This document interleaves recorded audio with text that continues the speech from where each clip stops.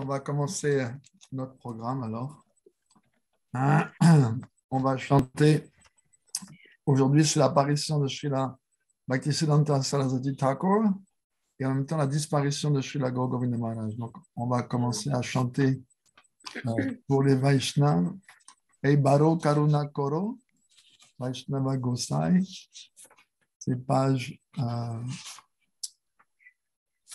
Et Baro Karuna Koro. Page 44 dans le livre de chant anglais. Celui-là. Et Baro Karuna Koro. Ah, mais attends, il faut que je prenne mon harmonium.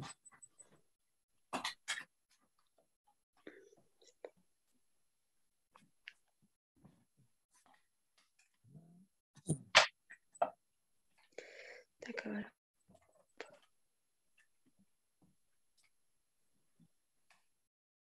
On peut lire la traduction avant, comme ça on sait ce qu'on chante. Ô Vaishnav Gosai, sois miséricordieux envers moi maintenant. Tu es le sauveur des âmes déchues. À part toi, personne ne peut me délivrer. Où trouver une telle personnalité pleine de miséricorde, dont la seule présence fait s'enfuir les péchés? C'est seulement après avoir touché le Gange qu'on est purifié. Mais simplement en vous voir, on est purifié. Telle est votre grande qualité. Les offenses commises au pied par les lotus de Sri Hari sont absoutes par le chant du Saint-Nom. Mais pour les offenses envers vous, il n'y a pas de moyen de délivrance. Sri Govinda demeure toujours dans votre cœur, se reposant en paix. Et Govinda déclare ainsi, les Vaishnavas sont ma vie même. Dans chaque naissance, j'aspire à la poussière de vos pieds par les lotus. Soyez compassionnés envers ce Narottam et considérez-le comme vous appartenant.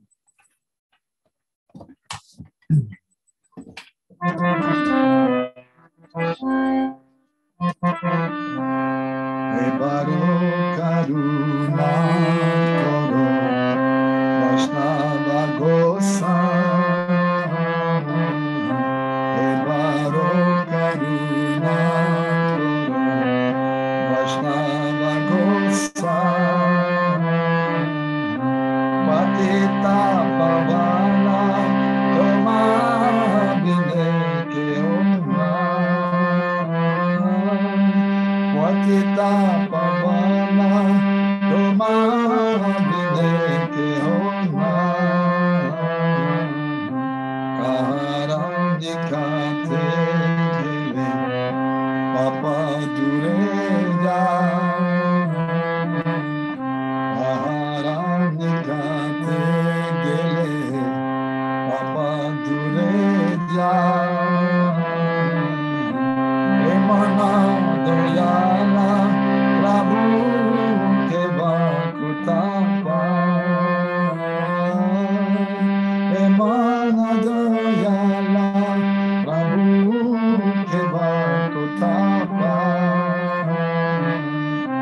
Gangara Parasha Hole Oshate Pava Gangara Parasha Hole Oshate Pava Darshane Pavitra Koro Eto Maragu Darshane Pavitra Koro Eto Maragu Horistane Aparade Hori Horina Haristane Aparade Hori Horina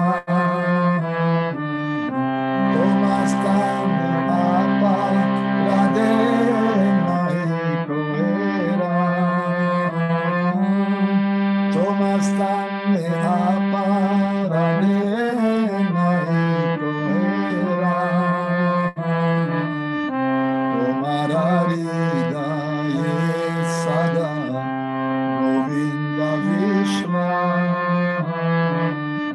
Tomararida Sada Govinda Vishwa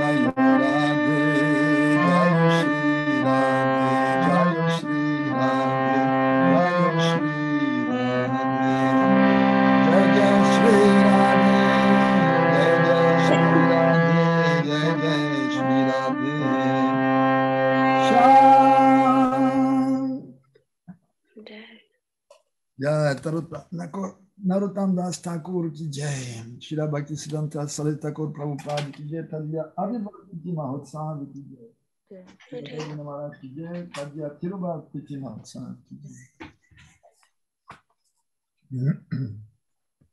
Agyantimirandasya Gyananjana Shalakaya Shakshuramitam Tasma Shri Gurave Namah. Mukam Karoti Vacharam Pangum Rangayate Girim Yatripam Tamam Vande Shri Guru Dinatarinam Paramananda Madhavam.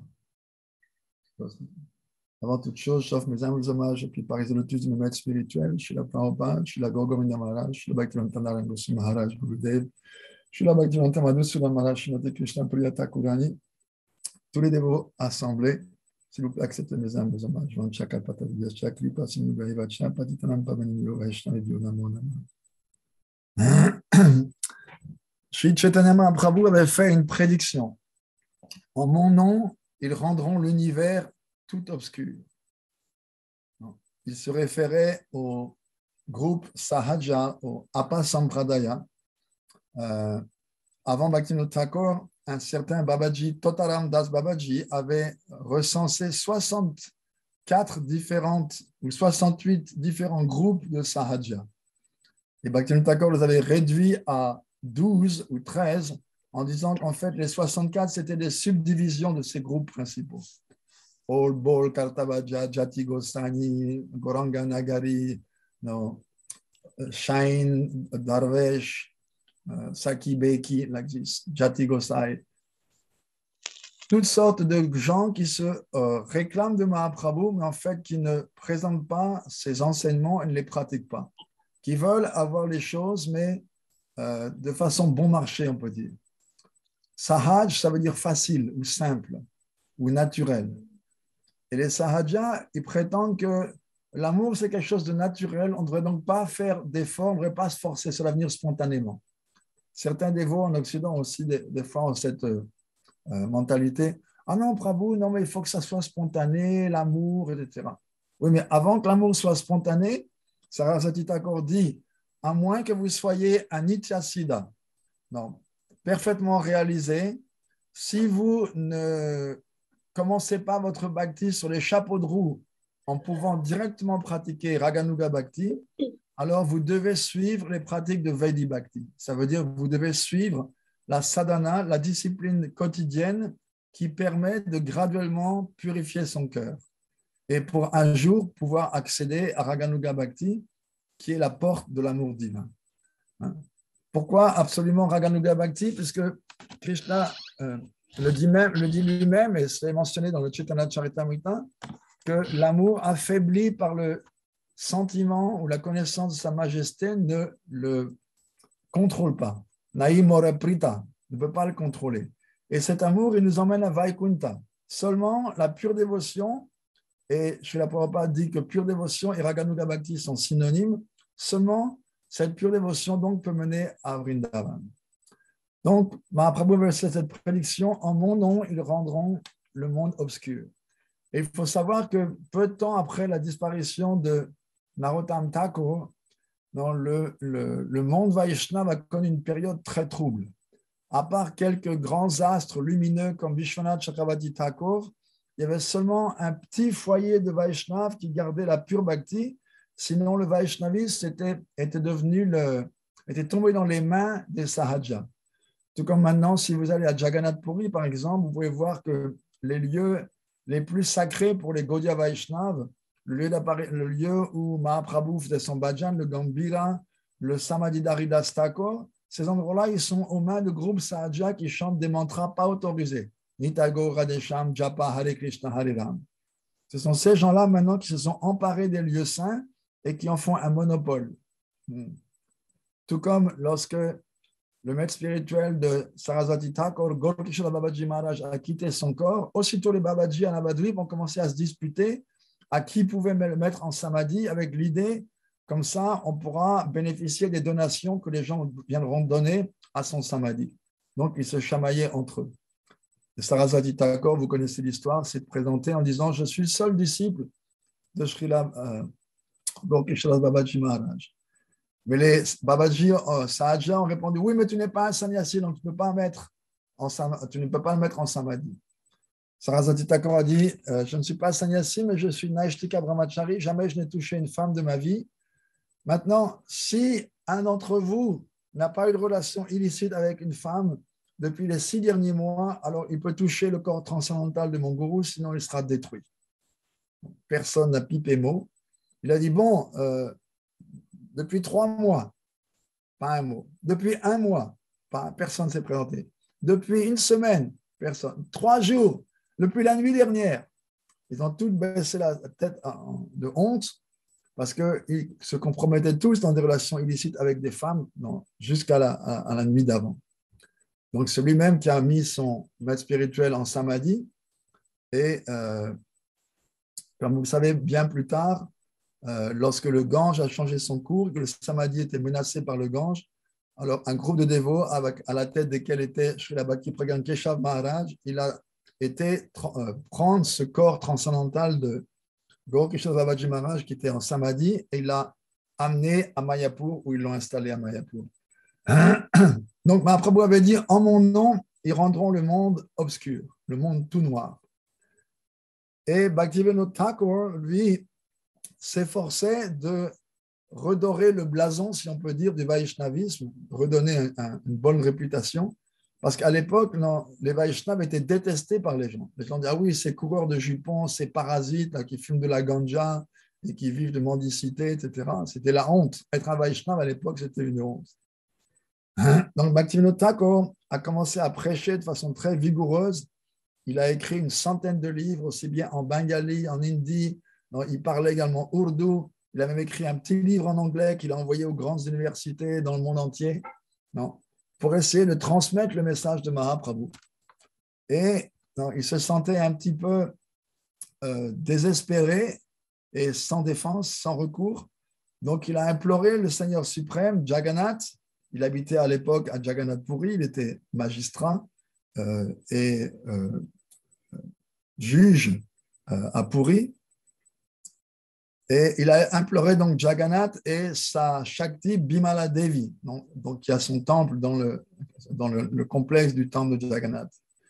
Et en disant, s'il vous plaît, Seigneur, tout seul, Ekakiyamar Naipaibal Harinam Sankirtan, et tout seul, je ne peux pas répandre ce mouvement de Sankirtan. Donc, s'il vous plaît, envoyez-moi quelqu'un de votre proche entourage. Et en réponse à sa prière, un fils lui est né peu de temps après. Et en reconnaissance à Bimala Devi, la Shakti de Jagannath qu'il avait prié, il l'a appelé Bimal Prashad, la miséricorde de la déesse Bimala. Donc, ce petit Bimal Prashad, il est né 6 mois avant le Ratha Yatra, à Jagannath Puri, dans la maison que son père avait sur la grande route. D'ailleurs, cet endroit a été acquis par la suite par Bhaktivedanta Madhav Maharaj et c'est devenu un mat. Je me souviens avoir observé le mois de Purushottam dans cet endroit-là avec Gurudev, Srila Narayan Maharaj, il y a peut-être 15 ans, je ne me souviens pas exactement. Et là, il avait parlé sur Ramananda Samvad. Le livre Ramananda Samvad a été composé à partir de ces classes et de notes prises par une dévote à cet endroit-là. Donc, vous savez que tous les ans, il y a le festival de Ratha Yatra. Avant Mahaprabhu, ce festival se passait différemment. C'était des chevaux et des éléphants qui tiraient les chariots. Mais quand Mahaprabhu est apparu et qu'il s'est installé à Puri, il a demandé au roi de changer un peu. Et le roi était prêt à faire tout ce que disait Mahaprabhu. C'était un grand dévot. Il se lamentait de ne pas avoir l'audience de Mahaprabhu. Mais à travers son ministre principal, Mahaprabhu communiquait avec lui. Mahaprabhu dit non, à partir de maintenant, s'il vous plaît, laissez-moi organiser le festival. On n'a pas besoin d'éléphants. Nous, les dévots, nous allons tirer les cordes.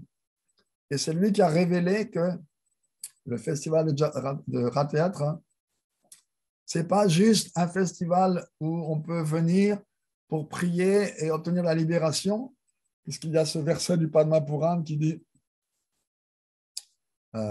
Rate Vamanam Drishva Punarjanma Navidyati. Quiconque voit Vamanadev sur son char le jour du festival, les chariots ne reprendra pas naissance. Donc, ça veut dire que ce festival, il est observé depuis plusieurs yugas. Depuis le Treta Yuga, quand Vamanadev est apparu dans la cour de Bali Maharaj.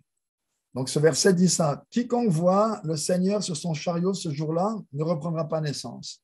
Donc, le gros truc à la mode, entre guillemets, chez les hindous, c'était venir au festival de Ratha Yatra, voir Jagannath sur son char et ainsi ne pas devoir reprendre naissance. Donc, une fois de plus, c'était la libération qui était le but ultime. Et dans l'hindouisme, graduellement, malheureusement, c'est ce qui est devenu jusqu'à aujourd'hui. Je me rappelle il y a quelques années avoir demandé à Madhusudan Maharaj pourquoi vous ne venez pas prêcher en Occident. Il m'a dit, Prabhu, il y a tellement de travail à faire en Inde. En Inde, l'impersonnalisme est tellement répandu. Non, c'est la base de l'hindouisme, c'est l'impersonnalisme. Hindouisme, ça veut dire Mayavad, Shankar, l'influence de Shankar. Elle est tellement, tellement puissante, avec tellement de branches différentes. Pratiquement chaque grand Mayavadi, il a sa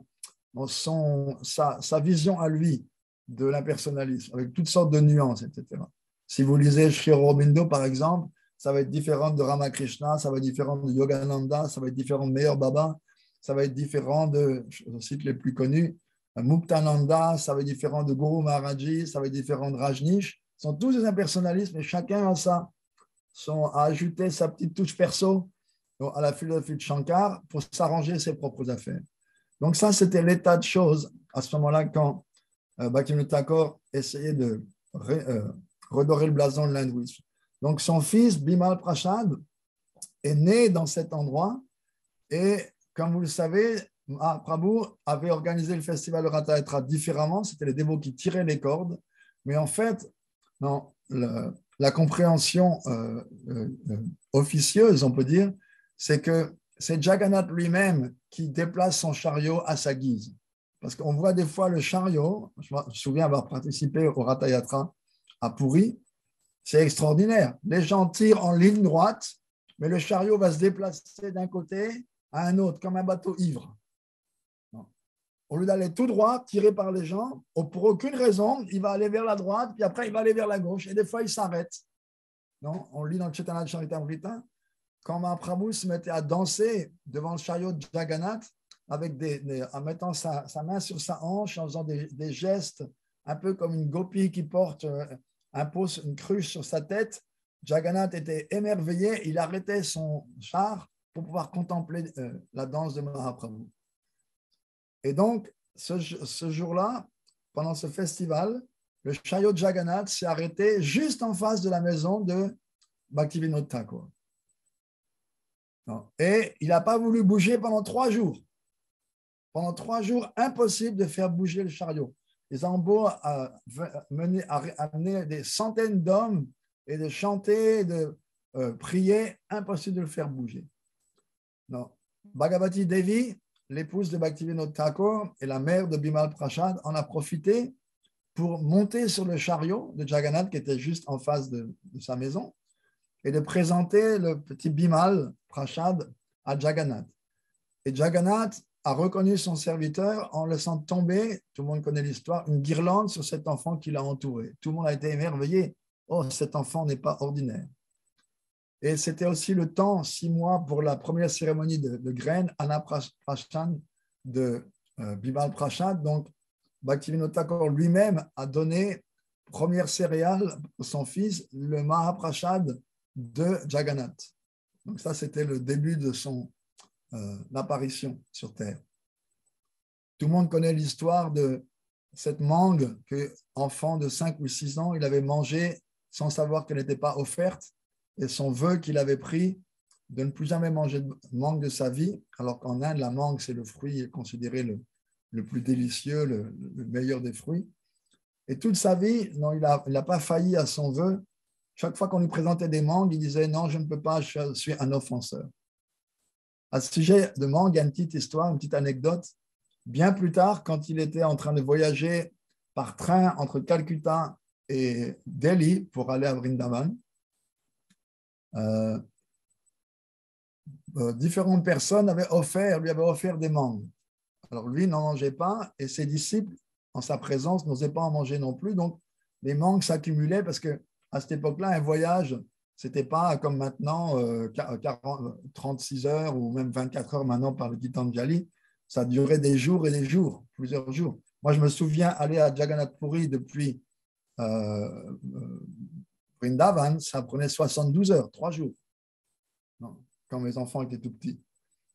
Après, graduellement, ça a pris de moins en moins de temps, mais des fois, le train peut avoir des retards considérables, on ne sait pas pourquoi. Quand on a été au lieu de naissance de Srila Narayan Maharaj, à Tivaripur, où on a construit un très beau temple, on a attendu 2 fois le train qui devait arriver à 8 heures du soir, on l'a attendu, il est arrivé à 4 heures du matin. Comme 8 heures de retard. 2 fois, ça nous est arrivé. On a dormi dans la gare. Comme ça. Donc, Saraswati Thakur était donc dans un wagon avec quelques-uns de ses disciples. Et il y a un impersonnaliste, un Mayavadi, un sannyasi, qui est venu et qui a commencé à le défier philosophiquement. Donc, non, Saraswati Thakur, qui pouvait défier une telle personne? D'ordinaire, les Mayavadis changeaient de trottoir lorsqu'ils le voyaient. On dit même que lorsqu'il arrivait dans une ville pour prêcher, les Mayavadis faisaient leur bagage et sortaient par l'autre côté de la ville pour ne pas devoir l'affronter. Ils l'ont même une fois convié à un débat, un congrès religieux, un débat sur le Vedanta. Il avait accepté, alors ils lui ont dit, oui, mais vous ne pourrez pas citer la Bhagavad Gita. D'accord.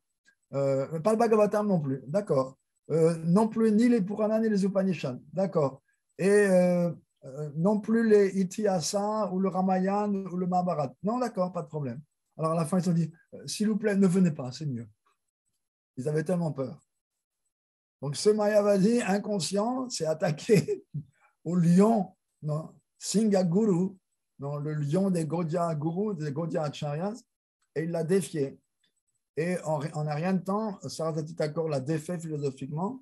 Et après, il lui a dit, donc, vous proclamez que tout est un. Oui, tout est un. D'accord. Donc, tout est un. Donc, une mangue mûre, une mangue gâtée, une mangue pourrie, c'est tout un. Oui, oui. Alors, mangez ces mangues-là. Et le Mayavadi, pour ne pas perdre la face, il a mangé les mangues qui étaient gâtées, à moitié pourries, jusqu'à ce qu'il doit se précipiter avec une colique terrible dans les toilettes. Ça, c'était sa victoire sur Sarasvati Thakur. Oui, tout est un. Il a mangé les mangues, oui, il a fini complètement plié en deux dans les chiottes du train. On ne peut pas imaginer ce que c'était à l'époque quand on voit quand elles sont maintenant. Donc Sarasvati Thakur avait fait ce vœu de plus jamais manger de mangue. Un peu plus tard, quand son père avait fait les fondations pour un temple, il a trouvé une ancienne mourti de Kurma. Et il a initié son fils au mantra de Kurma en lui conseillant de l'adorer, chose que Sarasvati Thakur, Bimal Prashad, a pris à cœur tout à fait. Et son père lui a dit, en fait, tu dois la voir comme la déité de l'océan de Rasa. Alors, ça tombe bien parce que Sarasvati Thakur était une personne très, très racique. Vous savez que dans le monde spirituel, tout est personnel. Et donc, Srimati Radhika, dans son humilité, elle se sent inadéquate pour satisfaire Shyamasundar. Elle pense qu'elle ne peut pas le satisfaire. Nous, on est très fiers, comme on disait l'autre jour, on a une montagne d'ego, d'orgueil dans le cœur qui doit être purifiée. Non, et la purification vient vraiment quand on sort du Kanishta Adhikar et qu'on rentre dans Madhyama Adhikar. Là, c'est la grande purification. La passion et l'ignorance s'en vont et la vertu vient. Et donc, l'humilité véritable vient à ce moment-là. Mais Srimati Radhika, elle est le zénith de l'humilité. Elle pense, non, comment est-ce que je peux satisfaire Krishna toute seule? Donc, elle manifeste toutes ces formes féminines dont elle remplit Vrindavan, toutes les gopis, les manjaris, sont ces kaya vyuha, ces expansions féminines qui correspondent aux expansions de Krishna, dans les Purusha avatars, etc., les trois Vishnu. Et elles se manifestent comme les gopis, comme les reines de Dwarka et comme les Lakshmi. Ce sont tous expansions de Radharani. Et Radharani, donc, elle pense qu'elle ne peut pas satisfaire Krishna. Non seulement ça, elle se désole que Krishna soit privé du service d'amour de différentes jivas. Et donc, elle a un regard qui englobe tous les êtres, et ce regard, il est chargé du désir et de compassion en même temps pour eux, mais du désir de les engager au service de son bien-aimé Shyamasundar. Et comme je disais tout de suite, au monde spirituel, tout est personnel, et donc ce regard de Radharani chargé du désir comme était ça c'est en espagnol, d'engager tout le monde au service de Krishna, il se personnifie sous la forme d'une petite manjari, Nayana Mani Manjari. Et cette Nayana Mani Manjari, elle apparaît dans ce monde sous la forme de Bhaktisiddhanta Sarasvati Thakur. Le très imposant et très strict sannyasi, non, le lion parmi les prédicateurs. Et elle est cette petite Nayana Mani Manjari qui a 11 ans et demi, à peine 12 ans dans Krishna Lila, qui est une petite Manjari toute frêle, toute fragile, toute délicate, merveilleuse, remplie d'amour pour Srimati Radhika, animée du seul désir de la satisfaire, de l'unir avec Krishna. Elle apparaît dans ce monde pour répandre les gloires de l'amour divin. Srila Maharaj, il a composé un verset glorifiant Sarasvati Thakur en disant, avec le premier pas, il a complètement détruit tout le plan de l'exploitation. C'est-à-dire, il a prêché contre l'attachement aux fruits des actes. avec le deuxième pas, il a complètement éliminé toutes les spéculations de ceux qui professent dans la libération comme le but ultime. Et avec le troisième pas, il a adouci Vedi Bhakti avec un touch, avec une pincée de Raganuga Bhakti, d'amour divin. Et Srila Maharaj dit, il a fait descendre le plan de l'amour divin dans ce monde en établissant le service de Radha Govinda. En Inde, il y avait plein de Vaishnavas à l'époque de Bhaktivinoda. Mais quelle sorte de Vaishnavas? Ceux que Bhaktivinoda Thakur a appelés les vendeurs de mantras. C'est des Vaishnavas qui se réclamaient comme étant descendants de Advaita Acharya, Advaita Parivar, ou Nityananda Prabhu, Nityananda Vamsa, et qui se considéraient comme ayant le monopole du Vaishnavisme, donc qui faisaient un commerce en fait de donner des mantras, d'accepter des disciples. Comme disait Srila Gaura Gopinath Maharaj, pranama et pranami. Ils se nourrissent des hommages et des offrandes de leurs disciples. Mais ils ne leur donnent pas ce qu'un gourou est supposé donner, c'est-à-dire la pure bhakti. Non. Même, ils ne leur donnent pas de bhakti du tout, d'ailleurs. Ils sont simplement préoccupés par leurs propres arrangements, pour leur plaisir des sens. Et en fait, ces Vaishnavas, ils sont officiellement engagés à adorer les murtis. Et Bhakti Sarasvati, il a inventé cette phrase, les shalagrammes pour casser les noix. Shalagram casse-noix. Parce que c'est très commun en Inde, dans le Kali Yuga, les brahmanas par caste qui installent des murtis et les gens naturellement viennent au temple, font des donations et les brahmanes comme ça vivent avec les donations des gens. Et Sarasvati Thakur disait ça, c'est comme prendre un shalagram shila et s'en servir pour casser des noix. Donc il avait créé cette expression nutcracker shalagram, shalagram casse-noisette. Donc, il était totalement opposé, comme Bhaktivinoda, son père, à toutes ces déviations. En fait, Srila Bhakti-Raja Srila Maharaj a expliqué, Sarasvati Thakur, c'était quoi sa vision? Krishna est le seul propriétaire, donc le seul bénéficiaire légitime de toute chose. Et le jiva est un instrument pour sa gratification. Le jiva n'appartient pas au groupe de ceux qui dominent, il appartient au groupe de ceux qui sont dominés. Comme disait Srila Maharaj, nous appartenons au commando suicide. Nous ne sommes pas ceux qui doivent jouir de la spiritualité, on appartient à ceux qui se sacrifient pour le plaisir du Seigneur. Et Sarasvati Thakur disait, ça, c'est la seule conception acceptable. Toute autre conception doit être identifiée, analysée, attaquée et réduite en poussière. Donc, il était, comme dit Srila Maharaj, comme un dévastateur. En proie, en guerre avec tout le monde, seul contre tous, attaquant toutes ces conceptions, à tel point que Srila Gaura Govinda Maharaj, dont le kata était très proche de celui de Bhaktisiddhanta, en fait, il citait constamment Bhaktisiddhanta dans ses classes. Je me suis rendu compte plus tard en lisant des livres de Bhaktisiddhanta, mais ça, c'était le kata complètement de Gaura Govinda Maharaj. Et lui, donc, il disait, il prêchait comme un lion. Son idée, c'était détruire toutes ces misconceptions. Et il a passé, en fait, 90% de son temps à ce que Prabhupada appelait couper la jungle, défricher la jungle. La jungle de quoi? La jungle de toutes ces conceptions erronées philosophiques des impersonnalistes, des Sahaja, des Smarta Brahman, des Goswami par caste, non? Toutes ces conceptions erronées sur la bhakti, il a passé 90% de son temps donc, à prêcher qu'est-ce que n'est pas la pure bhakti et 10% seulement à prêcher qu'est-ce que c'est la pure bhakti. Mais il était tellement puissant que juste 10% de son temps a donné des fruits merveilleux sous la forme de la Gaudiya Math. En rien de temps, il a attiré tellement de jeunes. À l'époque, il y avait deux mouvements de révolution contre les Anglais. L'intelligentsia indienne on avait marre du British Raj, d'être gouverné par les Indiens, par les Anglais. Et donc, il y avait deux groupes. Le groupe non violent de Gandhi, auquel appartenait Prabhupada, par exemple, quand il était jeune, et le groupe de révolution armée avec tactique de guérilla de Subhash Chandra Bose, qu'on appelait Netaji. auquel appartenait par exemple Bhakti Pragyan Keshav Maharaj, quand il était avant de joindre le mouvement de Sarasvati Thakur. Donc, il y avait ces deux mouvements révolutionnaires. La révolution, c'était contre une révolution politique, parce que révolution, quand on en parle, on y pense toujours en termes de politique. Mais si on prend le Bhagavatam, non, le Bhagavatam, Prabhupada d'ailleurs l'a mis en exergue au début du Bhagavatam. Ce Bhagavatam est fait pour créer une révolution dans la vie des peuples impies, des gens impies. Donc en fait, le Bhagavatam, c'est lui qui donne le message, l'appel à la révolution, mais pas une révolution politique ou sociale, une révolution de conscience.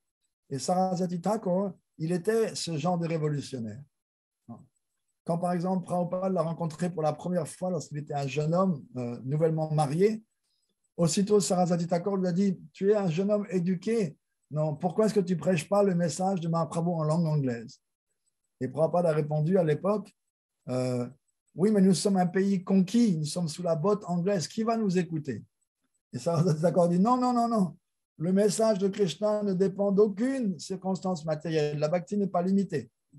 Non. D'ailleurs, si on examine Mahaprabhu, lorsqu'il est apparu, l'Inde était sous la botte non pas anglaise, mais musulmane, qui était encore bien pire, quelque part. Parce qu'il y avait persécution, destruction des temples, profanation, etc. Les musulmans se sont comportés de façon odieuse en Inde. Ils ont massacré des millions de gens, ils ont profané les murtis, ils réduisaient les murtis de marbre en morceaux et ils les coulaient dans les marches des mosquées pour qu'elles soient foulées aux pieds des vrais croyants. Non. Lorsque un d'entre eux, un des conquérants musulmans, a attaqué Mathura, la rivière Jamuna était rouge pendant une semaine, rouge du sang des dévots et des brahmanes. Ils ont violé les femmes, éventré les enfants, c'était un carnage terrible. Et les murtis qui étaient en métal, ils les ont fondus, ou ils ont coupé en morceaux, et ils ont donné les morceaux aux bouchers pour que ça, musulmans, comme poids pour peser la viande. Imaginez un peu la nature abominable de ces gens-là. Et Mahaprabhu, quand il a prêché, il ne s'est pas soucié que l'Inde était sous botte musulmane. Ça ne l'a pas dérangé, il n'a pas fait. À part lorsque le Chandkazi a fait briser des mridangas à Mayapur et Mahaprabhu a organisé le premier mouvement de désobéissance civile en réunissant plein de mridangas et un parti de Sankirtan le soir. Ils sont venus des milliers de gens avec des torches jusqu'au palais du Kazi pour protester. Et Mahaprabhu l'a convaincu sur la base du Coran. Sinon, il ne s'est pas soucié. Il a converti aussi, on lit plus loin dans le Chaitanya Charitamrita, un groupe de Pathan, de Vaishnav, de musulmans. Des Pathans, ça veut dire qu'ils étaient au Pakistan actuel, parce que c'est une des tribus. Ils sont devenus connus comme les Pathans de Vaishnava. En revenant de Vrindavan, où il avait passé quelque temps, Mahaprabhu est tombé en extase à un moment et des musulmans sont arrivés à cheval et ils ont vu Mahaprabhu étendu inconscient et quelques dévots autour et ils ont fait une mauvaise interprétation de la scène. Et ils ont arrêté les gens, les dévots, en disant « Oui, vous avez donné de la datura, du poison à ce pèlerin pour le dépouiller. On va vous passer au fil de l'épée. » Et à ce moment-là, les dévots ont expliqué que maintenant, c'est pas ça, c'est pas ça. Et après, il est revenu à la vie, enfin, repris connaissance, il a dit « Je souffre d'épilepsie et ces gens-là sont mes amis qui sont assez bons pour s'occuper de moi. Et donc, quand je tombe en transe épileptique, ils s'occupent de moi. » Et parmi eux, parmi le groupe, il y avait un pire, un soufi. Et Mahaprabhu s'est entretenu avec lui sur la base du Coran et ils se sont tous convertis au Vaishnavisme. Ils sont connus comme les Vaishnav Pathan. Et sinon, Mahaprabhu, il a fait sa révolution sans se soucier du pouvoir politique de l'époque. Et Sarasvati Thakur, c'était la même chose. Lui, c'était une révolution en conscience qu'il voulait. Parce que l'Inde avait été sous domination musulmane, puis sous domination anglaise, toutes sortes d'idées étrangères, de philosophie occidentale étaient venues et les intellectuels de Calcutta, par exemple, au Bengale, étaient attirés. Donc, ils avaient un mélange. Il y avait le Brahmo Samaj, un mouvement impersonnel d'inspiration plus ou moins chrétienne qui s'était formé. Et ils se battaient comme un lion contre tout cela. Ils voulaient rétablir Donc, le service de Radha Govinda, ça, c'est le but ultime de l'existence, et son fruit, c'est l'amour divin. Donc, il a prêché ainsi, il a envoyé des disciples jusqu'en Occident. D'ailleurs, c'est expliqué que c'était sa propre mère, Bhagavati Devi, quand elle était sur son lit de mort, qui lui a rappelé son désir, je désire voir le Vaishnavisme de Chaitanya Mahaprabhu se répandre jusqu'en Occident. Et c'est après ça que son fils, Bimal Prasad Saraswati Thakur, a envoyé des dévots en Occident. Mais ce n'était pas évident de prêcher, ça coûtait surtout très cher. Non, il gagnait l'argent en Inde, où le niveau de vie était très, très bas. Et le Prabhupada disait à l'époque, quand il était enfant, une roupie, ça permettait d'acheter de quoi manger pour une famille entière pour une semaine. Une roupie. Mais pour louer un endroit, pour aller en Angleterre en bateau, pour louer un endroit et y faire un temple, ça coûtait une fortune. Donc, Saraswati Thakur, il se saignait aux 80, si on peut dire, il saignait la Gaudiya Math pour pouvoir payer la prédication en Occident. Mais non, il y a juste quelques personnes qui ont été. Bhakti Pradip Tirtha Maharaj, c'était un disciple de Bhakti Vinod. Il est le premier à qui Saraswati Thakur a donné sannyas. Il l'a envoyé prêcher, il était en Angleterre. Bhakti Saranga Goswami, si je ne m'abuse, il a été en Allemagne prêcher. Et puis Hridaya Band Maharaj, il a été au Japon et en Angleterre. Mais quand il est revenu d'Angleterre, Srila Prabhupada et Srila Maharaj étaient sur le quai à l'attendre quand son bateau devait arriver. Et ils ne l'ont pas reconnu parce qu'il n'est pas revenu habillé en sannyasi, il est venu habillé en occidental avec un costume 3 pièces. Non. Et on peut dire à l'époque que Saraswati Thakur disait qu'il voulait envoyer Srila Maharaj en Occident parce qu'il disait « Je suis sûr qu'il ne se fera jamais convertir par eux ». Mais on peut dire que les Anglais avaient plus ou moins converti. Band Maharaj, en tout cas, il avait abandonné son habit de sannyas, il était habillé en occidental. Hein? Et quand ils se sont précipités en disant « Alors, Maharaj, comment c'était la prédication ?» Parce que Prabhupada et Srila Maharaj étaient des prédicateurs, donc ils étaient extrêmement intéressés. Comment c'est la prédication là-bas? Et Band Maharaj, un peu désabusé, a répondu, il pose des questions auxquelles il est impossible de répondre. Oh, quelle question? Et à chaque question qu'il donnait, Srila Maharaj donnait la réponse. Et à la fin, Prabhupada a commencé à danser les bras au ciel en disant « Aujourd'hui, l'Occident a été vaincu par l'Orient. » C'est des phrases célèbres. Donc, Saraswati Thakur a prêché ainsi. En un rien de temps, il a établi 64 maths, 64 temples. Et il a su attirer toutes sortes de gens, des jeunes intelligents dédiés qui ont prêché dans toute l'Inde. Et il avait une conception très particulière du gourou. Il disait, je ne fais pas des disciples, je fais des gourous. Et on peut voir, d'ailleurs, certains disent qu'il est descendu avec certains de ses compagnons éternels du monde spirituel, mais on peut voir qu'il a formé des prédicateurs de haut rang qui sont devenus des gourous célèbres, que ce soit Bhaktivedanta Madhav Maharaj, Bhaktivedanta Puri Maharaj, Bhakti Pramod Puri Maharaj, notre Srila Prabhupada, Srila Bhakti Rashak Srila Maharaj lui-même, Srila Bhakti Pragyan Keshav Maharaj, Srila Vaman Goswami Maharaj, il a formé tous ces gens qui sont devenus des grands gourous, des grands maîtres spirituels. Lui-même, d'ailleurs, lorsqu'il parlait il s'adressait à ses disciples, il leur disait « Mes amis qui me sauvaient d'un grand danger ». Il était très humble. Lorsque ses disciples ont construit une maison avec un étage et un balcon à Navadvip, à Mayapur plutôt, lorsqu'ils le voyaient en passant, ils offraient leurs hommages. Et lui, du haut du balcon, quand il les voyait, il rendait ses hommages. Donc les disciples étaient très désolés. Mais comment ça se fait, notre gourou qui nous rend nos hommages? Donc, ils ont planté une haie avec des arbres déjà hauts. Je n'ai pas poussé une haie tout en bas, avec des arbres déjà hauts. Et quand ils passaient, ils voyaient Saraswati Thakur, ils offraient leurs hommages, mais lui ne pouvait pas les voir. Comme ça, non, ils ne recevaient pas les hommages de leur gourou. Mais lui avait cette conception en disant, mon maître spirituel, en tant que Vaishnav, il est présent sous la forme de tous les êtres humains de cet univers. Non. Et il disait, à moins que mon maître spirituel ne prenne différentes formes, comment il peut sauver et protéger quelqu'un d'aussi déchu que moi? Donc, il avait cette vision, il voyait tout le monde comme représentant de son gourou. Et il a passé cette vision à ses disciples. Je me souviens, j'ai peut-être raconté cette histoire déjà. À Bhubaneswar, il y avait un de ses disciples, Uriya, un vieux Babaji, Sri Niketan Das Babaji Maharaj, qui venait régulièrement au temple de Bhubaneswar, de Gorgovinda Maharaj. Et le jour de l'inauguration, les dévots avaient imprimé 2 petits pamphlets, un en ourien, un en anglais. Il y avait un extrait d'une classe de Gorgovinda Maharaj.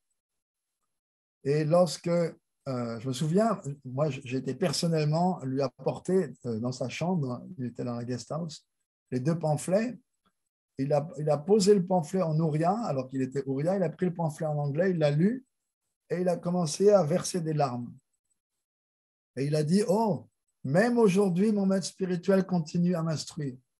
Donc, bien que Srila Gorgovinda Maharaj était comme son neveu spirituellement, il considérait que Saraswati Thakur l'instruisait à travers lui, à travers cette classe, cet extrait de classe qu'on avait mis dans le pamphlet. Donc, il avait cette humilité incroyable. Et il disait, nous sommes les serviteurs de la poussière des pieds de Rupa et Raghunath. C'est notre seule ambition. Non, être la poussière, un grain de poussière au pied de Rupa Goswami. Et il a poussé ses conceptions de Rupa Goswami lorsqu'il a fait le parikram de Vrindavan. Je pense qu'ils l'ont fait seulement une fois. Il a fait celui de Navadvip plusieurs fois, mais celui de Vrindavan, je pense qu'il y a eu seulement un parikram. Et au cours de ce parikram, lorsqu'il est arrivé à Radhakund, d'abord il a commencé à prêcher sur les Upanishads. Et puis à la fin, il a dit, mais ce domaine des amours de Radha Krishna, c'est la richesse de notre lignée, ce n'est pas la richesse des sahajas, des imitateurs. Donc il a parlé, il a donné une classe sur ce Siddhanta. Et un autre incident à Radhakund, c'est que ils ont vu le roi et la reine de Bharatpur avec prince et princesse qui étaient tous en train de faire Dandavat Parikram autour de Radhakund. Donc, lorsqu'un de ses disciples lui a indiqué, oh, Gurudev, regardez combien de dévotions ils ont vers Srimati Radharani, Saraswati Thakur a regardé en disant, en fait, non. En fait, ils respectent Radharani seulement parce qu'elle a une relation avec Krishna. Nous, c'est le contraire. On respecte Krishna seulement parce qu'il a une relation avec Radha. D'ailleurs, si Radha et Krishna se querellaient et que la querelle durait et se séparaient, alors toute la Gaudiya Sampradaya tournerait le dos à Krishna et emboîterait le pas à Srimati Radhika. Il avait ce genre de Radhanishta, ce genre de dédicace au service de Srimati Radharani.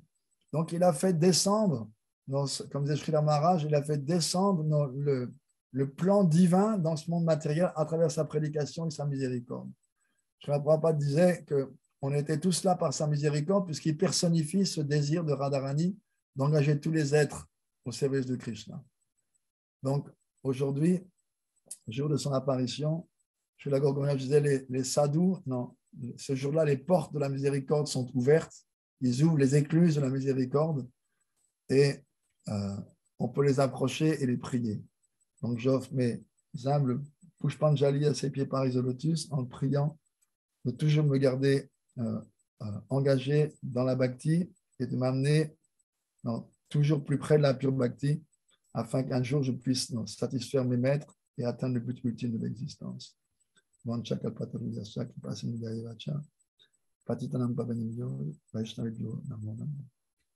Srila Saraswati Thakur ki jai. Dans son pranam mantra, on peut voir, il dit Gora Shakti Swarupaya. Il était la personnification de l'énergie de miséricorde de Mahaprabhu. Gora Shakti Swarupaya. Donc, il était mis en puissance par Mahaprabhu pour répandre sa miséricorde dans ce monde. Donc, on est tous endettés envers lui. C'est pour ça que Srila Maharaj, lorsqu'il a composé ce chant fameux, Sujanara Buddhara, Saraswati Thakur a dit, je vois qu'il y a au moins une personne qui a compris mes enseignements, je peux quitter ce monde. Non, il a exprimé l'essence de tous les enseignements dans ce poème. Et il a demandé à ce que ce chant soit chanté dans tous les temples, dans toutes les Gaudiya Maths. Dans toutes les Gaudiya Maths, tous les matins, dans ce chant, il chantait Sujjanara Buddhara Tadayugam. Srila Maharaj, avec son génie poétique, a présenté dans tout l'essence de Sarasvati Thakur dans ces quelques versets. Donc, nous lui offrons nos hommages, humbles hommages.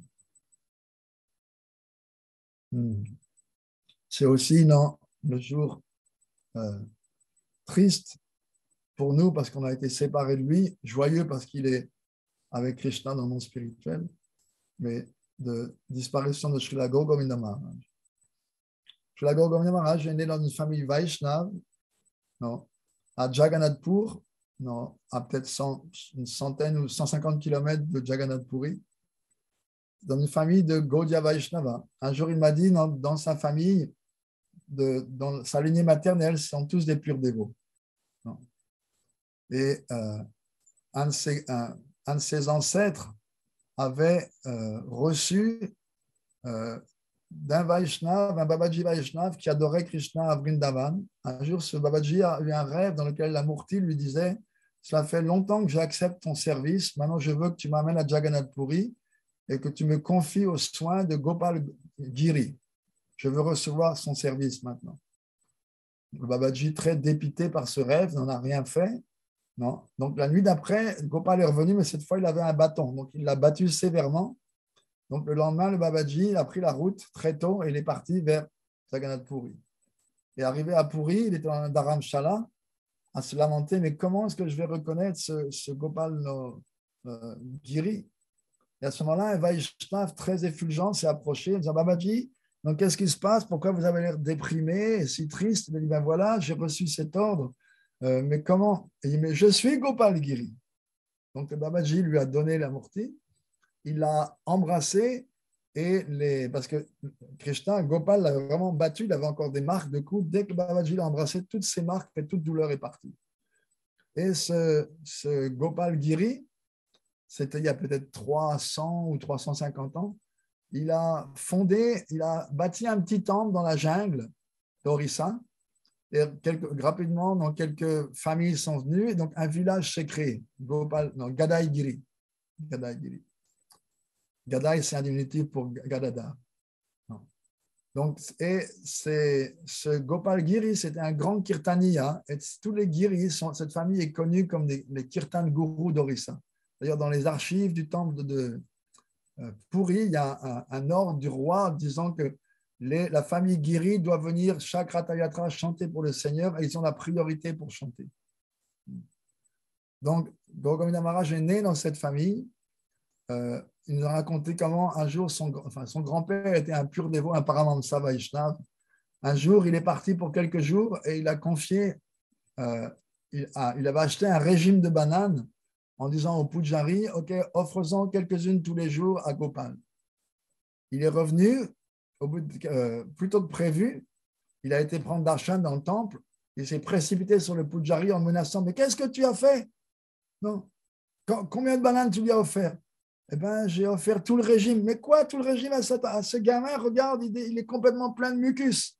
Non, il est malade.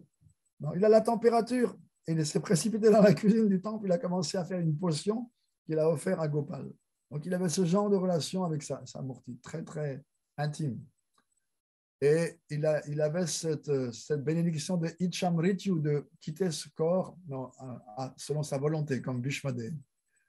Un jour, il était en train de se chauffer au soleil sur un charpol, c'est lit en bois avec des cordes en travers.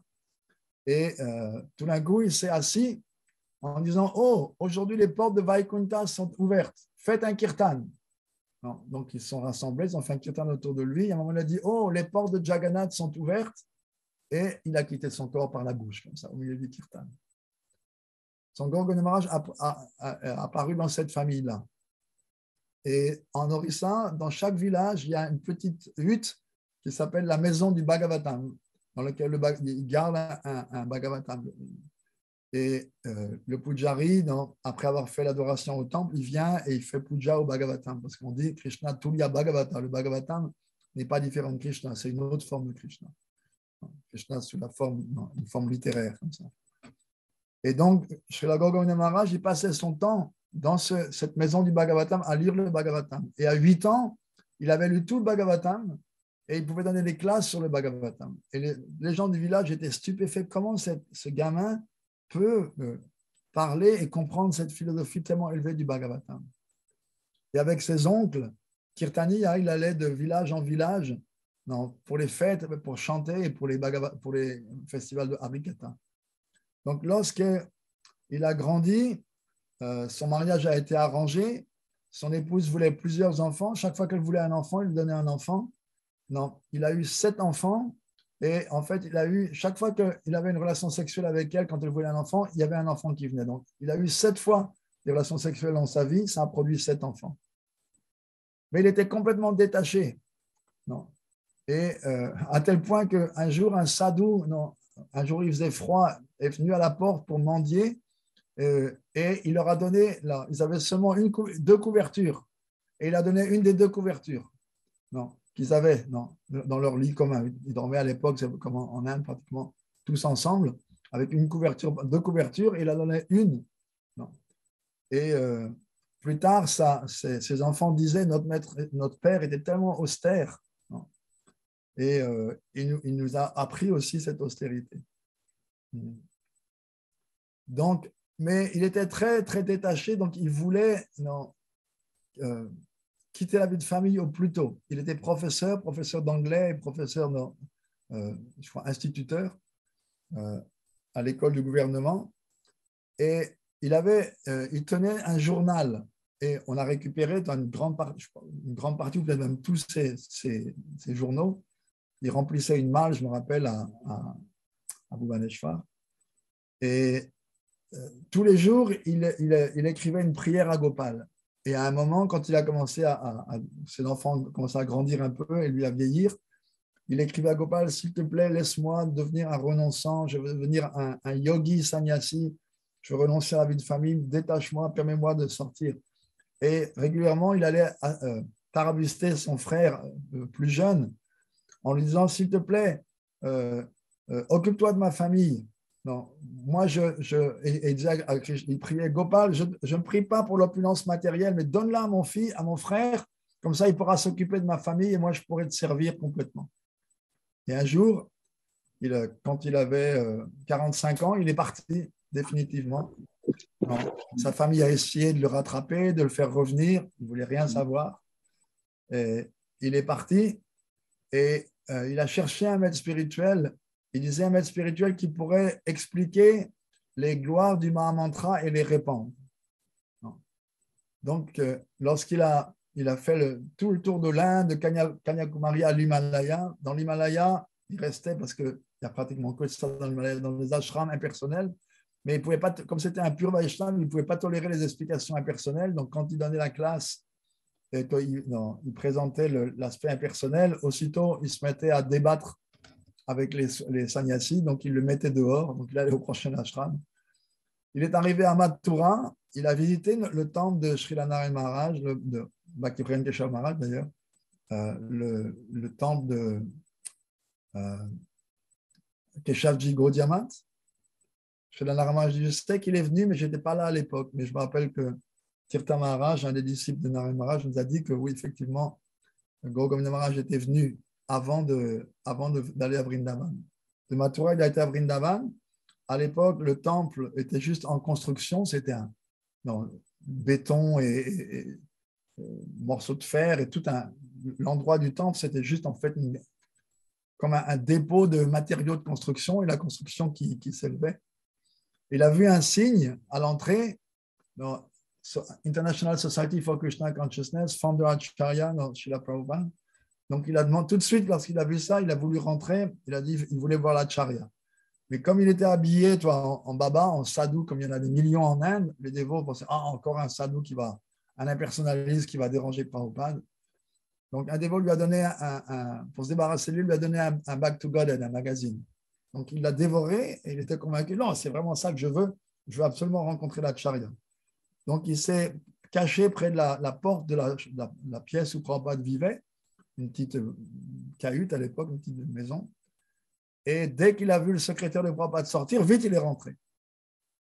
Et quand Prabhupada l'a vu, les premières paroles, c'était « Oh, tu as pris sannyas ?» Non. Non, je te donnerai sannyas. Les premières paroles qu'ils ont échangées. Non, je te donnerai sannyas.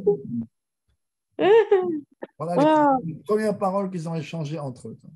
Et tout de suite, Prabhupada lui a demandé de traduire le Back to Godhead qu'il avait, de le traduire d'anglais en hindi. Et quand le secrétaire est venu, il a eu un haut le corps en disant Gorgona, mais qu'est-ce qu'il fait? Laisse-le, laisse-le. Donne-lui une chambre, donne-lui du papier, donne-lui de quoi écrire. Il va traduire ce magazine en hindi. Et Srila Govardhan est revenu peu de temps après, il avait déjà traduit le premier article. Prabhupada est très content, donc il l'a engagé à traduire des articles en hindi. Quelques semaines après, il lui a donné Harinam. Quelques semaines après, encore ou quelques mois après, Diksha. Et l'année d'après, le jour de l'inauguration du temple de Krishna Balaram à Diskon, il lui a donné sannyas. J'ai eu la bonne fortune d'être là, c'était en 1975, pour l'ouverture du temple. Je me rappelle avoir transporté Balaram sur l'autel. Balaram est tellement lourd. Balaram, c'est Guru Tattva. Oh, à l'époque, j'étais brahmachari, j'étais bien costaud, mais je me rappelle avoir eu vraiment du mal. Il a fallu qu'on se mette à deux pour pouvoir le bouger, le soulever, le mettre sur l'autel. Donc, Prabhupada a installé les murtis et il y avait deux bâtons de sannyas et deux paquets de vêtements de sannyas. Mais il y avait apparemment seulement un candidat, Tripurari Swami, Tripurari qui allait devenir Tripurari Maharaj. Donc, Prabhupada, à un moment, il a dit, bon, les candidats pour sannyas, présentez-vous. Alors, d'abord, Tripurari Das s'est présenté, Prabhupada lui a donné son bâton, lui a donné le vêtement, etc. Et après, Gaura-Govinda Maharaj, bon, à l'époque, je ne savais pas qui c'était. Moi, je me rappelle d'un Indien, qui est très mince, qui s'est levé. Et Prabhupada lui a donné son bâton de sannyas et les vêtements. Et à ce moment-là, Gaura-Govinda Maharaj, c'est comme s'il a pris les choses en main. Il a commencé à glorifier Prabhupada pendant 20 minutes, non, au moins 20 minutes, avec beaucoup de force et en citant les shastras et tout. Et Prabhupada était assis dans son vyasasana, les yeux fermés, avec des larmes qui coulaient. Et lorsqu'il a rouvert les yeux, quand Gaura a arrêté, il a dit, c'est comme ça qu'on glorifie le maître spirituel. Quand Prabhupada est sorti, s'est levé de son vyasasana pour rentrer dans ses appartements, les GBC, les dévots aînés, sont précipités. Prabhupada, pourquoi vous lui avez donné sannyas? C'est un nouveau. Prabhupada leur a dit, c'est vous le nouveau. Lui, c'est un Vaishnav de naissance. C'est vous le nouveau. You are the new man. He's a Vaishnav by birth. Peu de temps après, quelqu'un a donné un terrain à Bhubaneswar, a offert à Prabhupada un terrain pour lui bâtir un temple. Mais à l'époque, c'était pratiquement la sortie de la ville. C'était un terrain où les dacoits, les bandits se réunissaient. Les villageois, ils brûlaient les morts. C'était plein de serpents, plein de scorpions, occasionnellement un tigre ou un éléphant de passage. Et c'est le terrain qu'il avait donné. Mais il a envoyé Gaura-Govinda Maharaj qui a commencé tout de suite à essayer d'exécuter l'ordre de son maître spirituel. Il allait tous les jours mendier. Un dévot qui est devenu son disciple après coup, le prenait sur son porte-bagages en vélo, parce qu'il n'avait pas de vélo, il n'avait rien, il n'avait pas un sou. Prabhupada lui avait donné. Maintenant, on dit, donnez-moi, Gurudev, donnez-moi des hommes et de l'argent si vous voulez que je fasse un temple. Prabhupada l'a envoyé tout seul, sans rien. Donc, il a commencé à mendier, et l'Orissa, c'est très, très pauvre. Donc, ce n'était pas évident. Et il allait, à l'époque, il n'avait même pas un endroit où vivre. Il partageait une petite cahute avec, à ce moment-là, l'autoroute était en construction, pas l'autoroute, la National Highway, et était en construction. Donc, il a vécu pendant un certain temps avec les ouvriers du chantier dans une petite cahute. Après, il vivait dans la petite cahute d'un marchand de thé. Et puis finalement, il a bâti de ses propres mains une petite hutte en briques sur le terrain avec un toit de chaume dans lequel moi je l'ai toujours vu vivre. Plus tard, ses disciples, quand ils partaient en voyage, ils agrandissaient un peu la hutte où ils mettaient du marbre devant, ils changeaient. Et lui, quand il revenait, il disait, c'est quoi ça? Il vivait tellement, tellement simplement. Et quand Prabhupada a dit qu'il allait venir, alors il a construit aussi de ses propres mains une hutte parallèle juste à côté de la sienne pour Prabhupada. Et quand les GBC ont dit à Prabhupada, est-ce qu'on réserve une une government lodge ou un hôtel pour vous dire non, non, je veux habiter sur le terrain avec my child disciple, mon enfant disciple de Govinda Maharaj. Et Prabhupada est resté là pendant 17 jours. Et une fois Prabhupada l'a attiré à l'intérieur en lui disant à voix basse, non, Go Govind, les dévots, les leaders, ils objectent. Ils disent non, pourquoi est-ce qu'on bâtirait un temple ici, c'est au milieu de nulle part? Non, ils veulent bâtir un temple à Puri. Mais je sais que cet endroit-là, ça deviendra un des plus beaux temples de notre mouvement et cet endroit-là deviendra un des quartiers les plus opulents et les plus centraux de la ville. À l'époque, c'était vraiment une gageure parce que je vous dis, c'était complètement à l'extérieur. Même le soir, les rickshaws ne voulaient pas vous y emmener parce qu'ils avaient peur de se faire attaquer par les bandits, etc. Je me rappelle quand j'y étais la première fois, ça devait être en 85, je crois, ou 83, je me souviens. 85 peut-être. Non, 85, 86. Dans les années 80, je ne me souviens plus exactement. J'y ai été. Personne voulait de la gare, personne ne voulait m'emmener là-bas. Les rickshaws disaient non, non, non, on ne va pas là-bas, non, non, non, non. Finalement, j'ai un moto-rickshaw qui m'a déposé. Après, j'ai dit un autre rickshaw qui était, parce qu'il y avait un petit village, Nayapali, qui était là, presque en face du temple, qui m'a amené. Et l'endroit était tellement, tellement austère. Je dis, comment, en y repensant, après, comment Govinda Maharaj a resté là pendant des années? Ça a duré 16 ans jusqu'à l'ouverture du temple. Non, 16 ans pour pouvoir bâtir ce temple. Et je me souviens, à l'inauguration, chez la Govinda, je revenais juste d'une tournée en Angleterre, en Australie, où il avait cassé la baraque, on peut dire, au président de temple, parce que il avait exposé toute leur médiocre conscience de Krishna en disant ce que vous appelez la conscience de Krishna, ce n'est pas la conscience de Krishna. Ça, c'est un niveau de conscience de Krishna très médiocre. Non. Donc, au premier temple, à la fin de la première classe, le président qui s'appelait Narada Muni, qui est devenu Tridandi Maharaj, il a offert Dandavats et il a dit c'est un Bhagavat. Donc, tous les dévots étaient vraiment impressionnés. Quand il a été au prochain temple, ils étaient maintenant une trentaine de dévots à le suivre. Et au prochain temple, une cinquantaine. À la fin de la tournée, il y avait 100 dévots qui le suivaient. Et les présidents s'arrachaient les cheveux. Et ils ont écrit au GBC en disant nous le bannissons, nous ne voulons plus jamais voir cette personne revenir dans notre pays. Et ils l'ont banni comme ça. Pendant longtemps, il n'a pas pu revenir. Mais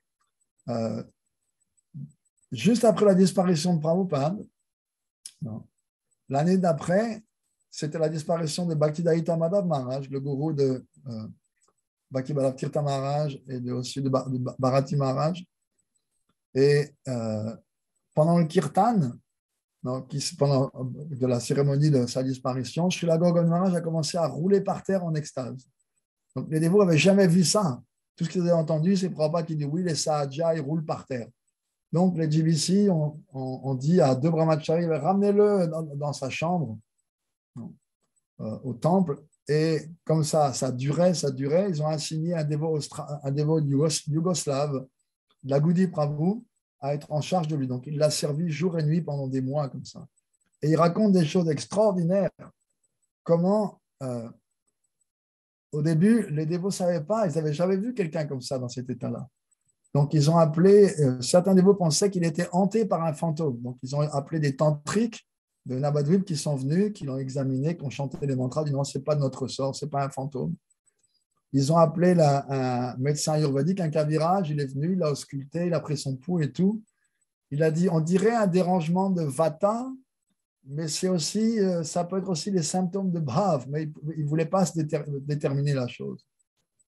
Et Bhagavat Maharaj, qui a pris sannyas en même temps que moi, il était là, lui était convaincu, parce qu'il était avec Govinda Maharaj en Orissa, donc il avait eu sa fréquentation, il savait que c'était un sadhu de très haut niveau.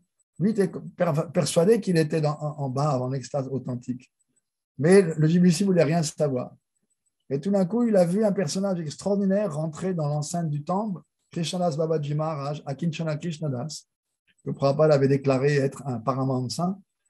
Et il s'est dit, ah, lui, peut-être, il pourra nous dire. Donc, il a été le chercher en disant, Babaji Maharaj, s'il vous plaît, est-ce que vous pouvez venir voir un de nos dévots? On ne peut pas comprendre sa condition. Le Babaji Maharaj est venu il a examiné Gorgomina Maharaj, il a pris aussi son pouls. Après, il a pris un fil de coton de son dhoti, il l'a mis sous les narines de Gorgomina Maharaj, comme on lit dans le Chaitanya Charitamrita, Sarvabhauma Bhattacharya l'a fait quand Mahaprabhu est tombé en extase dans le temple de Jagannath. Et il l'a examiné, il a fermé les yeux et il a dit, il n'est pas malade, il a la maladie qu'on souhaite tous acquérir, il a l'amour de Dieu. Il a offert ses dandavat à Gorgomina Maharaj et s'est mis à chanter et à danser en extase. Et Bhagavat Maharaj aussitôt a dit au GBC, a dit non, tout ça c'est les simagrées, Gorgomina Maharaj, je veux juste être gourou et le Babaji et de mèche avec lui. Comme on dit, chacun voit le Atmava Manete Jagat, chacun voit midi à sa porte et chacun voit le monde selon son état d'esprit. Donc, eux qui avaient triché pour être gourou, pour pouvoir devenir gourou, ils considéraient que Gorgomina Maharaj aussi voulait devenir gourou et qu'ils trichaient. Mais Gorgomina Maharaj, il n'était pas pressé de devenir gourou parce que, bien que Prabhupada lui ait dit, tu devrais accepter tes propres disciples pour t'aider à bâtir ce temple et à prêcher. Mais il a attendu 1985, quand il y avait peut-être une cinquantaine de dévots qui attendaient, qui ne voulaient pas être initiés par le gourou zonal, parce qu'à l'époque, ils avaient ce système erroné, complètement inventé de gourou par zone, zonal guru. Quand il y avait une cinquantaine de dévots qui ne voulaient rien savoir, ils voulaient seulement prendre lui, alors il a demandé la permission au GBC qui lui ont accordé. Et donc, Gorgomina Maharaj, il était à Bhubaneswar et la Goudi Prabhu qu'il avait servi, lorsqu'il est retourné en Australie, il était éleveur de chevaux, il est parti à la ferme New Govardhan en Australie et là, il chantait à tout le monde les gloires de Gorgomina Maharaj. Et c'est ainsi que tellement de dévots australiens sont devenus disciples de Gorgomina Maharaj. Surtout lorsque Bhavananda, le gourou par zone de l'Australie, est tombé, alors tellement de ses disciples ont pris refuge de Gorgomina Maharaj. Ouais. Je me souviens entre eux Nimai Pandit, qui est devenu à un moment son secrétaire, il l'a été pendant des années. Alors, il racontait, on est amis, chaque fois que je vais en Australie, je passe quelques temps chez lui à l'aider à éditer les livres de Gorgomina Maharaj. Et donc, il me disait, la première fois que j'ai entendu Gorgomina Maharaj parler, je ne pouvais pas croire qu'un tel son pouvait être émis dans cet univers. Je ne pouvais pas croire que quelqu'un puisse émettre un son aussi profond et aussi transcendantal.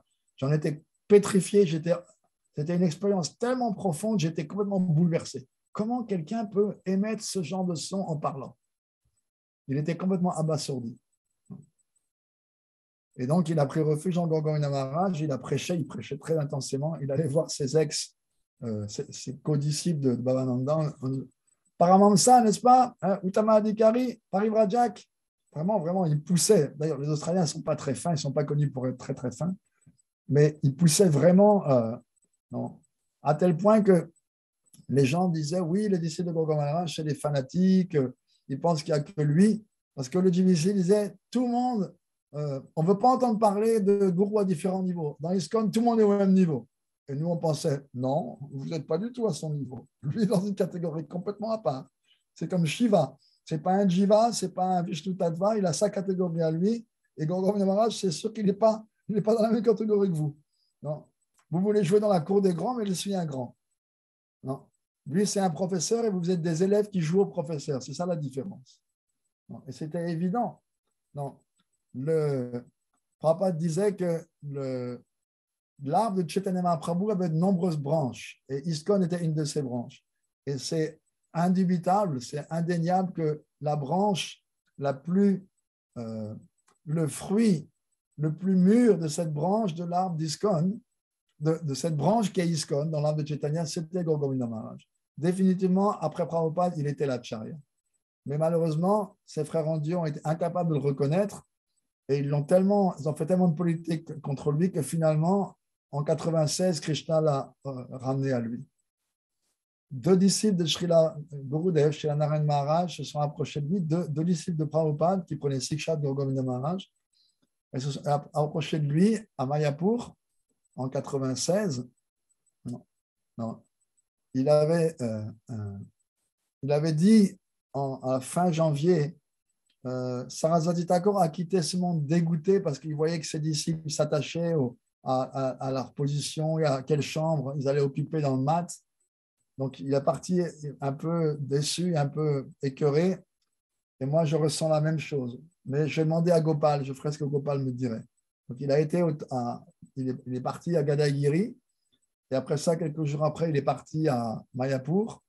Et de Mayapur, il est parvenu vivant, on peut dire. On a ramené sa vigra en voiture pour le mettre en samadhi à Bhubaneswar. Donc, ces dévotes, elles lui ont demandé, c'est quoi le sens particulier de pourquoi Mahaprabhu est resté à Bhubaneswar, à Jagannath Puri, après avoir pris sannyas. Donc, ça, c'était la question à ne pas poser parce que automatiquement, un courant de pur kata est sorti de la bouche de Gorgovinda Maharaj. Il a commencé à raconter comment Krishna à Dwarka ressentait tellement de séparation des Brijbasi et que lorsqu'il a reçu des nouvelles, aussitôt il voulait partir. Mais il a dit si j'y vais, ils ne vont pas me croire parce que lorsque je suis parti de Vrindavan, j'ai dit ne vous inquiétez pas, je reviens dans 2 ou 3 jours. Mais là, il y a pratiquement plus de 100 ans qui sont déroulés et je n'y suis jamais revenu. Donc, ils ne m'ont jamais accepté. Balaram, toi, tu y vas. Alors, Balaram a dit mais moi aussi, tu m'as envoyé à Vrindavan pour leur dire et tu m'as dit de les assurer que tu allais venir, mais tu n'as jamais tenu ta parole, tu n'y as jamais été. Et lorsqu'il a dit ça, donc, Krishna, son sentiment de séparation a accru encore. À ce moment-là, leur sœur Subhadra est venue, a dit moi, je vais y aller. Non. Et je vais parler aux gopis et moi, ils vont me croire parce qu'elles auront confiance en ce que je dis. Elles sauront qu'une femme, nous, on ne triche pas lorsqu'on parle des affaires de cœur. Donc, Subhadra a été. Subhadra a été pour préparer l'arrivée de Krishna. Elle s'est approchée de Lalita et Vishaka. Et Lalita a envoyé Rupa Manjari pour essayer de réveiller Srimati Radharani qui cherchait refuge dans le sous-subtil, le sommeil, pour échapper aux affres de la séparation. Srila Gorgonaj expliquait que pendant la saison sèche en Inde, dans les petits lacs et les rivières, l'eau s'évapore complètement. Et les tortues, elles s'enfouissent dans la vase pour chercher un peu de fraîcheur, pour pouvoir tolérer la chaleur terrible de la saison sèche. De la même façon, Srimati Radhika, elle était plongée dans le feu de la Viraha Agni, et elle cherchait refuge dans le sommeil et l'évanouissement pour échapper à cette séparation. Et donc, Rupa Manjari s'est approché d'elle et lui a murmuré aux oreilles, oh Radhe, ton bien-aimé est là, ton bien-aimé est arrivé. Et quand Krishna est arrivé, il a vu Radharani allongée, évanouie. Krishna, lui aussi, sa séparation a atteint son paroxysme et il a pris la forme de Jagannath. Ses yeux sont dilatés, sont agrandis, tout son visage a changé de forme, ses bras sont rentrés dans son corps, il a pris la forme de Jagannath. Et à ce moment-là, il est tombé inconscient. Alors, Vishaka a essayé de ramener Jagannath à la vie pendant que Rupa Manjari ramenait Srimati Radhika à la vie. Et au même moment, quand Radhika a repris connaissance et Krishna aussi, leurs yeux se sont rencontrés. Et Gorgovinda Maharaj a dit eye to eye union, union des yeux avec les yeux. Et à ce moment-là, déjà depuis un moment, il commençait à manifester des symptômes d'extase. Son visage changeait de couleur, il transpirait et sa voix s'est étranglée. Il a joint les mains en disant excusez-moi, je ne peux pas en parler davantage. Non, il était envahi, on peut dire qu'il était en train de rentrer dans le lila qu'il décrivait. Et donc, les dévotes ont fait leurs hommages, elles sont sorties. Gorgovinda Maharaj s'est allongé sur son lit, il a déboutonné le bouton du haut de sa kurta. Il a dit aux dévots, Kirtan Karo, faites un kirtan. Donc, les dévots qui étaient là ont commencé un kirtan. Il a demandé une photo de son Gopal Jiu, sa mourti préférée qu'il avait toujours à côté sur une table à son chevet. Et il a regardé sa mourti de Gopal, il a dit Gopal, et il a quitté ce monde. Comme ça, voilà. Donc ça, c'était en 96. Et je me souviens, fin 95, souvent, il disait, Prabhupada m'a dit encore et encore, tolère, coopère avec le GBC. Donc, je vais poser la question, quand est-ce que ça devient intolérable, Gurudev? Il a dit quand le Siddhanta Vaishnav est bafoué. Il a commencé à énumérer au niveau de Namatattva, ils sont complètement ignorants. Jivatattva, ils ont voté qu'on tombe du monde spirituel, comme si on pouvait voter sur le Siddhanta. Il a fait une blague, tristement, une blague bengali, comme quoi par vote, une chèvre devient un âne, devient un chien. Il y a 5 brahmanas qui sont en train de regarder une chèvre. Il y en a qui disent c'est une chèvre. Non, c'est un chien. Non, c'est une chèvre. OK, mettons-le aux voix. 3 voix disent que c'est un chien, 2 voix disent que c'est une chèvre. Par vote, la chèvre est devenue un chien. Donc, comme on a dit, voilà, on n'a jamais été au monde spirituel, on n'avait pas tombé, mais les GBC, ils ont voté le Siddhanta comme quoi on est tombé du monde spirituel. Et Guru Tattva, qui est l'institution Vaishnava la plus sainte, ça a été réduit à une peau de chagrin, ça a été réduit à Ritvikvad déguisé. Les Ritvik, ils disent carrément, Prabhupada est le seul gourou, tout le monde est disciple de Prabhupada. Et Ritvik déguisé, c'est non, non, vous avez votre gourou, mais tout ce qu'il ne peut pas vous donner, Prabhupada vous le donne. Et même si votre gourou tombe, ce n'est pas grave, prenez-en un autre, c'est une affaire de famille. Le gourou vous initie au nom de Prabhupada, au nom d'ISKCON. Donc il dit voilà l'état de fait. Donc il était très démoralisé à cause de ça. Et il est parti à Mayapur et je me souviens, 2 dévotes sont venus frapper à notre porte le soir. Non, je ne sais pas quelle heure il était, la nuit était tombée, peut-être 8 heures ou 9 heures, je ne sais pas. Elles étaient complètement en larmes, elles tremblaient et tout. Je pensais qu'elles s'étaient fait agresser, attaquer dans la rue, parce qu'on habitait juste à côté, en dehors du temple, mais en Inde, il n'y a pas de lumière, c'était noir. On s'est dit, est-ce qu'ils se sont fait attaquer, quoi. Et elle ne pouvait même pas parler. Finalement, on dit, Gurudev, il a quitté ce monde. Je dis, comment on s'est précipité au temple, dans le bureau du président qui essayait d'appeler Mayapur. En Inde, le téléphone à l'époque, c'était tout un monde. Pour avoir confirmation, finalement, on a eu la confirmation, on était consternés. Je me souviens tout de suite, on a décidé de mettre Govinda en samadhi dans son bhajan kuti, cette petite hutte dans laquelle il vivait, et on a cassé le sol en marbre et on a creusé toute la nuit et tout le matin. Et les dévots sont arrivés avec sa vigraha, son corps transcendantal. C'était l'émeute, je me souviens. Quand la voiture est arrivée devant le temple, les dévots étaient fous de douleur, complètement fous. Je me rappelle, le président, il était avec sa canne en train de taper sur les dévots pour les calmer parce que c'était de la folie. C'était inimaginable. Et ils ont sorti son corps, il n'y avait pas, alors qu'il avait quitté ce monde depuis longtemps, il n'y avait aucune rigor mortis, son corps était tout souple, tout pantelant. Je me souviens quand ils l'ont sorti de la voiture, et on l'a mis sur un palanquin, et on l'a fait faire le tour du temple, en kirtan. Après, on l'a mis dans une pièce qui est devenue plus tard le restaurant. Et non, on a fait puja et chanté les bhajans, tout le monde se lamentait, tout le monde pleurait.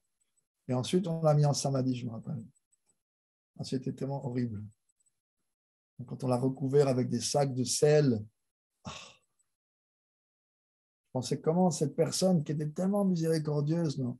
Je me rappelle, il nous châtiait de façon tellement puissante, mais ces châtiments, c'était de la miséricorde pure. Je me souviens, quand il coupait notre faux ego comme on coupe des concombres en rondelles. Non, ces paroles là, du bhajan qu'on a chanté dans Ibaro Karuna Koro, où est-ce que je rencontrerai une personne aussi miséricordieuse que lui? Non. Et Mona Dayala Prabhu, Keba Kutapai. Non. Qui pouvait vous châtier tellement intensément, mais avec tellement de miséricorde, tellement de compassion. Et après, je me rappelle, il rentrait dans sa hutte, excusez-moi, et non, on passait la matinée à discuter la classe. Non. Il donnait des classes tellement puissantes. La classe, c'était un repas spirituel complet. C'est comme si on allait avec assiette et verre, la serviette autour du cou, et on allait manger spirituellement pendant des heures. Parce qu'il parlait d'abord en Ouriya pendant 1h30 ou 2 heures, et il voulait qu'on soit là à assister. Il disait, vous devez écouter le Shabda, même si vous ne comprenez pas, Shabda Brahma peut vous purifier. Et après, il parlait en anglais 2 heures ou 2h30. Bon. Donc, les dévots Ouriya, déjà, ils mangeaient le petit déjeuner froid, mais nous, on mangeait vraiment plus que froid. Donc, tous les jours à Bhubaneswar, on mangeait un petit déjeuner indien, c'est-à-dire des légumes, du riz, épicé et tout, du riz du dal, mais froid, parce que le petit déjeuner était servi assez tôt pour les dévots qui avaient d'autres services, mais les autres qui assistaient à la classe, et nous les occidentaux, quand on arrivait, il était midi et demi des fois. Et non. Pendant la classe, pendant le prachal, on s'entretenait de la classe, et pendant la journée, on s'entretenait de la classe. C'était tout ce qu'on faisait en fait. Notre service, c'était écouter et s'entretenir entre nous de ce qui avait été dit. Ça, c'était le service qu'il voulait qu'on fasse. Shravanam, écouter. Et il disait, on doit écouter la médecine tellement puissante de Harikata de la juste source. Il dit, ça peut éteindre le feu, le brasier ardent de l'existence matérielle dans le cœur des âmes conditionnées. L'écoute d'Harikata. Et il insistait tellement, il disait, je me rappelle dans une classe, il disait, tout le monde fait de la publicité, on voit des grands panneaux, buvez tel vodka, buvez telle bière, buvez tel vin. Et nous, sur le temple, on a un grand panneau, buvez Harikata. Buvez Bhakti Rasa. Mais personne n'est intéressé par ce genre de boisson-là. Et pourtant, s'ils savaient, une goutte de Bhakti Rasa, ça vous intoxique à vie. Parce que Bhakti Rasa, c'est en fait ce qu'un dévot au niveau de Bhav, il goûte. Quand sur la base du Sthayi Bhav, les ingrédients du Bhakti Rasa qui sont Vibhav, Anubhav, Sattvic Bhav, Vyabhichari ou Sanchari Bhav se mélangent, ça produit cette boisson intoxicante, tellement puissante qui est le Bhakti Rasa. Quand les rasas samagri, les éléments du Bhakti Rasa se mélangent. Et ça, c'est ce que proposait Gorgonandis. Voilà notre programme et voilà le but. Donc, intoxiquez-vous au Bhakti Rasa. C'est la seule boisson intoxicante que nous pouvons boire. Je vais m'arrêter là parce que j'ai déjà donné 4 heures de classe avant. J'ai donné une classe en anglais et anglo-russe et une classe avant en anglais aussi pour le Bhakti Zoom, pour le groupe. Donc, c'est ma 3e classe de la journée. Là, il est 9 heures. Si vous me permettez, je vais m'arrêter là. Merci beaucoup, Maharaj. Qui jai, la Prabhupada qui jai, la Bhaktivedanta Saraswati Thakur qui jai, tout gloire aux dévots d'assemblée. Merci Rasalila d'organiser cette possibilité de Harikata. Merci Maharaj de pouvoir parler. Merci Maharaj d'être là en tout cas et puis aux participants. C'est merveilleux. Merci pour cette kata. Haribol. Donc à jeudi à 7h30. Oui, c'est ça. D'accord. Jeudi 7h30, on parle sur Madhurya Kadambini, n'est-ce pas? Oui, c'est ça. Jai Jai, Hari Hari. Jai. Haribol. Haribol.